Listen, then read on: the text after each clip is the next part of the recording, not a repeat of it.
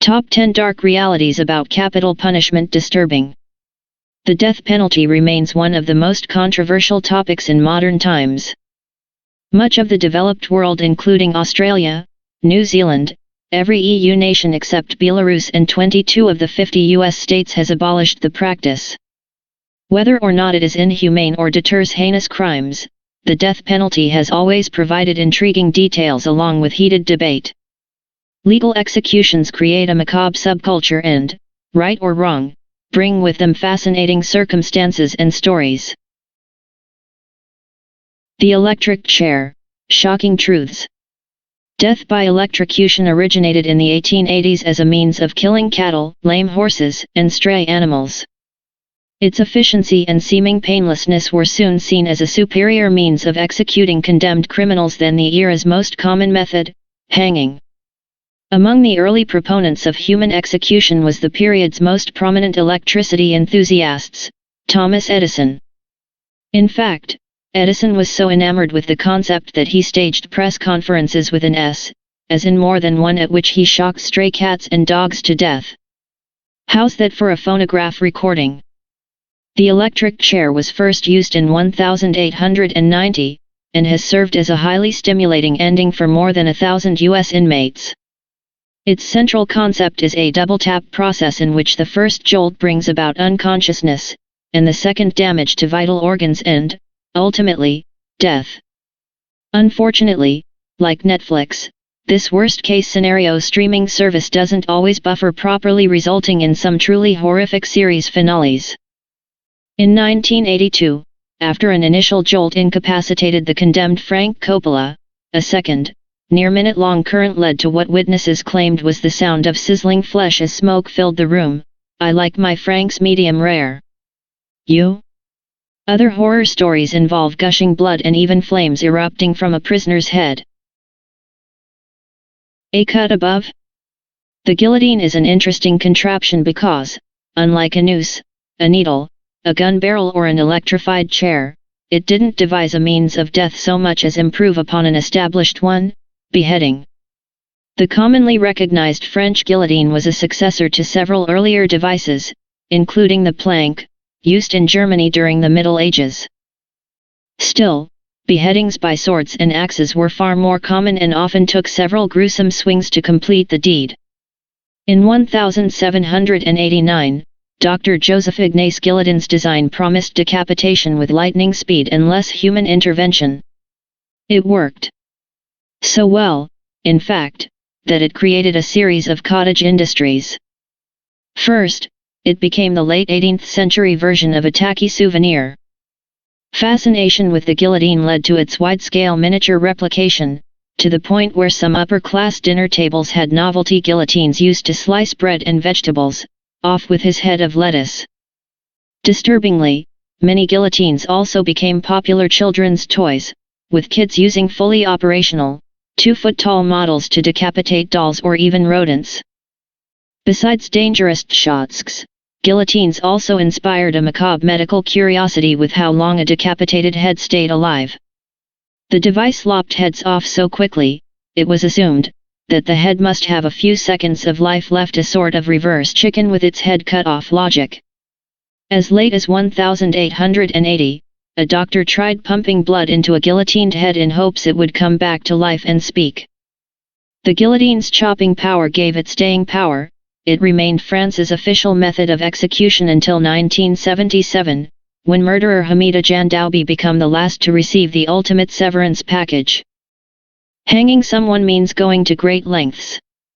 Throw the noose around his neck and kick away the chair, right?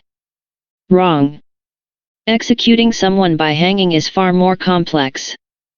For starters, an inmate may be weighed beforehand, since it's possible to be too heavy to hang, as one 400-pound inmate was pronounced in 1994.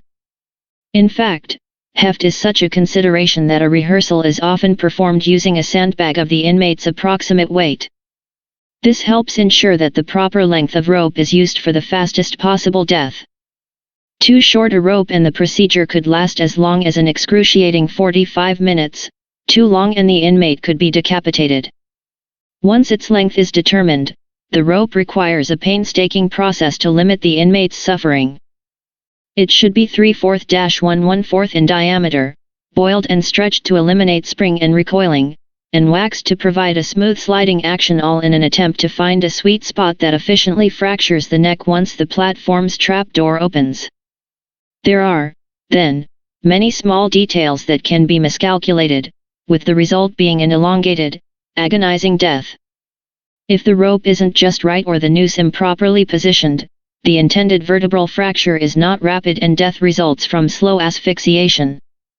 Such was the case with Billy Bailey, whose 1996 hanging in Delaware was the most recent instance of its use in the U.S.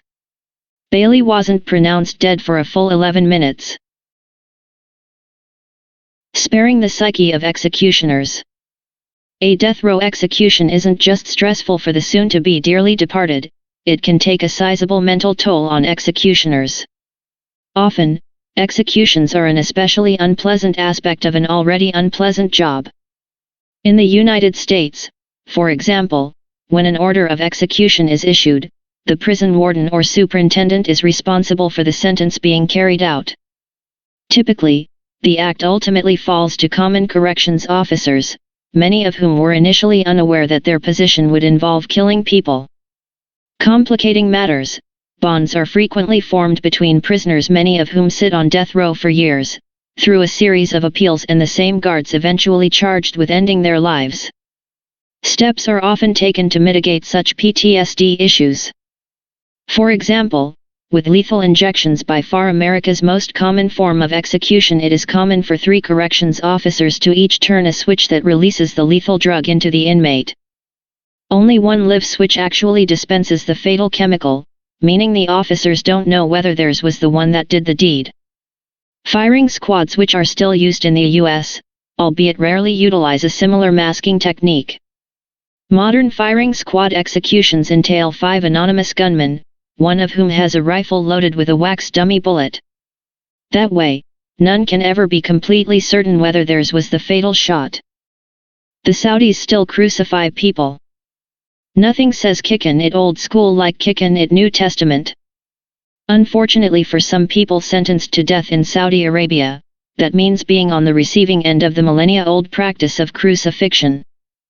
In April 2019, Saudi Arabia executed 37 men, one of whom was just 16 years old at the time of arrest, for adopting terrorist extremist ideology, forming terrorist cells, and harming the peace and security of society. Which sounds rich for a country that supplied 15 of the 19 hijackers who orchestrated the September 11, 2001 attacks.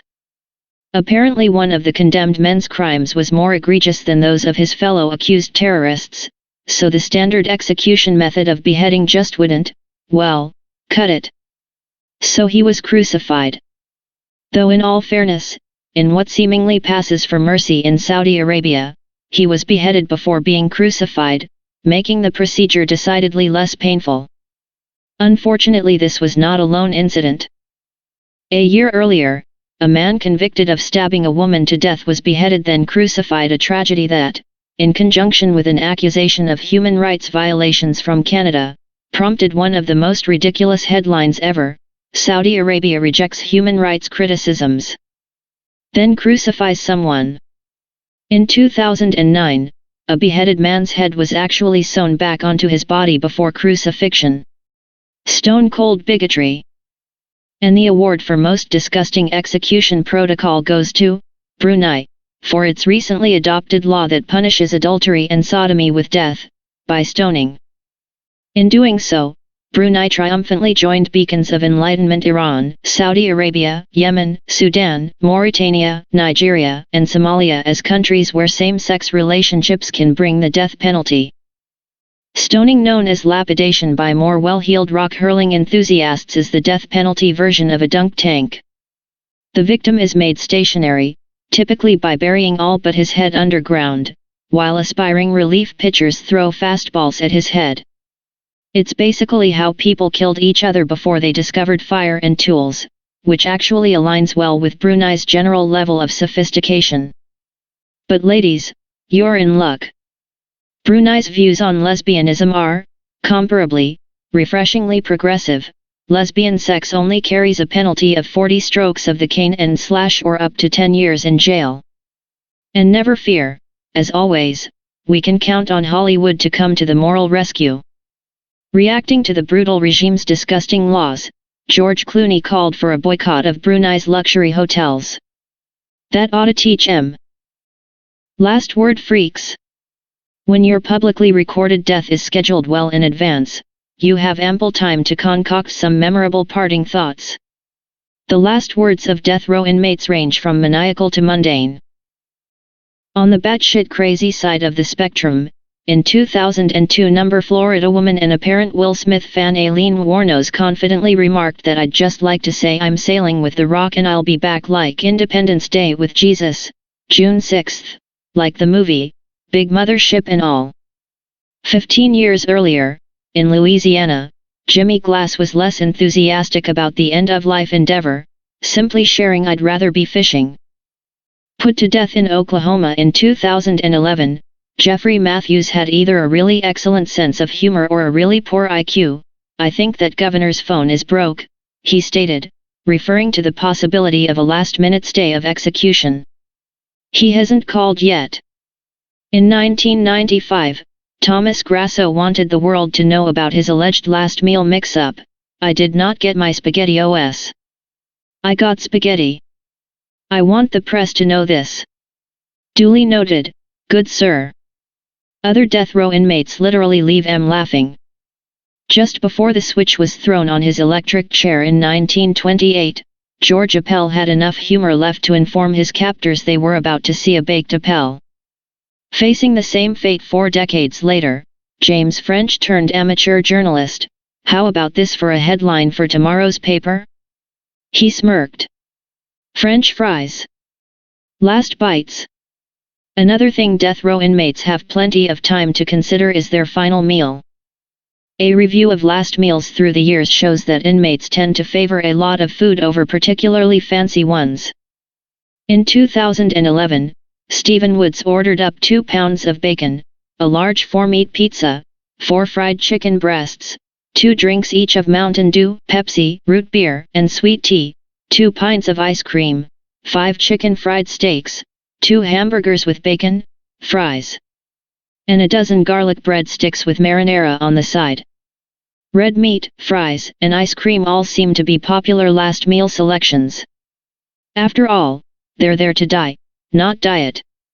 Still, some last meals are strikingly simple. Aileen Wuornos requested a black coffee, while Carla Faye Tucker chose to keep her girlish figure for all eternity by ordering a garden salad with ranch-style dressing, a banana and a peach. Philip Workman was more altruistic about the whole endeavor, declining food for himself but asking that a pizza be given to a hungry homeless person. The prison refused, but hundreds of people took Workman up on the offer. And of course, there's always the guy that ruins it for everyone else. Prior to his 2011 execution at Texas State Prison, murderer Lawrence Russell Brewer demanded a huge, highly specific meal, then refused to eat it. The prison then stopped taking last meal requests. Last look, watching the condemned die. Often, an inmate sentenced to die goes from a death watch to a death watch party. While public executions in developed nations are a thing of the past, for example, the US hasn't held one since 1936. Many execution sites still have watch rooms where a select few can bear witness to an inmate's demise. In the US, exactly who can be present at the bitter end varies by state, but, in general, the list is surprisingly lengthy. In addition to the prison warden, corrections officers, and medical personnel, witnesses to executions frequently include certain state officials, members of the media, religious leaders, and or spiritual advisors in a purposefully vague category called an official group of reputable citizens. This last clique can include criminologists, law students, or even everyday curious citizens. And while they seem extraneous, some states actually require the presence of these unaffiliated civilians at executions, as evidenced by this call for volunteers. One Virginia married couple apparently makes date nights out of it. The other 2 categories, when combined, are most awkward indeed, the relatives of both the condemned inmate and his victim, S, also may be present, prompting the execution equivalent of a wedding usher's greeting, "Are you with the dead, or the dying?" What's next? The future of executions. Today, lethal injection is by far the most commonly employed execution method. However, ongoing shortages of the drugs typically used for the practice have led some to experiment with alternatives. The result has been a slate of botched executions, including one that took 2 hours and 640 gasps before the inmate died. This has prompted efforts to explore new alternatives. One possibility is nitrogen hypoxia, which replaces air with an inert gas like nitrogen or helium. The idea initially gained traction after a BBC documentary presented by former UK Parliament member Michael Portillo called it a perfect killing device in a widely viewed BBC documentary. Air is 78% nitrogen, so it's an easily obtainable gas, and nitrogen hypoxia is typically quick. A study during the 1960s found breathing pure nitrogen resulted in lost consciousness in about 20 seconds. The notion was, in part, concocted from the cockpit. The higher a plane climbs, the thinner the air, which is when pilots in non-pressurized planes need supplemental oxygen. Hypoxia's subtle symptoms, lightheadedness, disorientation, make it particularly deadly to pilots at high altitude, who may not recognize that anything is wrong. It has been blamed for several small plane crashes in recent years. The U.S. states of Oklahoma, Alabama, and Mississippi have authorized nitrogen hypoxia as a suitable method of execution, and are developing protocols to utilize it despite noted criticisms.